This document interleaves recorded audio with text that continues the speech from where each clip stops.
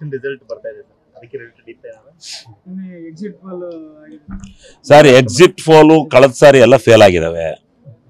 400 seat ಅಂದ್ರು, 240 ಬಂದ್ರು, ಇನ್ನೊಂದು 20 ನೆಗೆದಿದ್ರೆ ಮುಗ್ದ ಹೋಯ್ತು ಮೋದಿ ಕತೆ.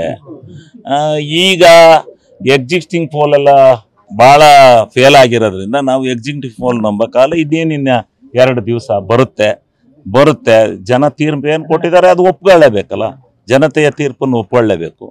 ಅದರಿಂದ ಎಕ್ಸಿಸ್ಟಿಂಗ್ ಪೋಲ್ ಬಗ್ಗೆ ನಮಗೇನು ನಂಬಿಕೆ ಇಲ್ಲ. ಚನ್ನಪಟ್ಟಣ ನಾವು ಅಲ್ಪ ಮತದಲ್ಲಾಗಲಿ ಒಂದು 5ರಿಂದ 10 ಸಾವಿರದೊಳಗಾಗಲಿ ನಾವು ಗೆದ್ದೇ ಗೆಲ್ತೀವಿ ಅಂತಕ್ಕಂಥ ಭರವಸೆ. ನಿಮ್ಮ ಕ್ಯಾಂಡಿಡೇಟ್ ಯಾಕೋ ಸ್ವಲ್ಪ ನಿರಾಶಾದಾಯಕ ನಮ್ಮ ಕ್ಯಾಂಡಿಡೇಟು ಯಾವ ಅರ್ಥದಲ್ಲಿ ನಿರಾಶಾದಾಯಕರಾಗಿದ್ದಾರೋ ನನಗೆ ಗೊತ್ತಿಲ್ಲ. ನಾನು ಆ ಚುನಾವಣೆಯಲ್ಲಿ ಭಾಗವಹಿಸಿದ್ದೇನೆ.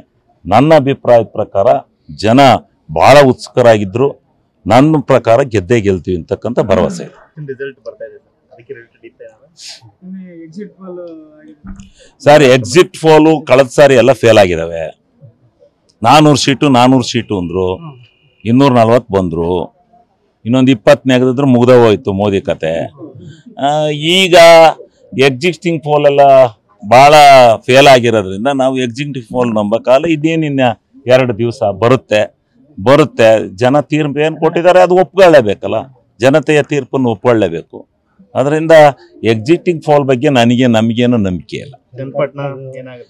ಚನ್ನಪಟ್ಟಣ ನಾವು ಅಲ್ಪ ಮತದಲ್ಲಾಗಲಿ ಒಂದು 5ರಿಂದ 10 ಸಾವಿರದೊಳಗಾಗಲಿ ನಾವು ಗೆದ್ದೇ ಗೆಲ್ತೀವಿ ಅಂತಕ್ಕಂಥ ಭರವಸೆ. ನಿಮ್ಮ ಕ್ಯಾಂಡಿಡೇಟ್ ಯಾಕೋ ಸ್ವಲ್ಪ ನಿರಾಶಾದಾಯಕ ನಮ್ಮ ಕ್ಯಾಂಡಿಡೇಟು ಯಾವ ಅರ್ಥದಲ್ಲಿ ನಿರಾಶಾದಾಯಕರಾಗಿದ್ದಾರೋ ನನಗೆ ಗೊತ್ತಿಲ್ಲ. ನಾನು ಆ ಚುನಾವಣೆಯಲ್ಲಿ ಭಾಗವಹಿಸಿದ್ದೇನೆ. ನನ್ನ ಅಭಿಪ್ರಾಯದ ಪ್ರಕಾರ ಜನ ಬಹಳ ಉತ್ಸುಕರಾಗಿದ್ರು. ನನ್ನ ಪ್ರಕಾರ ಗೆದ್ದೇ ಗೆಲ್ತೀವಿ ಅಂತಕ್ಕಂಥ ಭರವಸೆ ಇದೆ.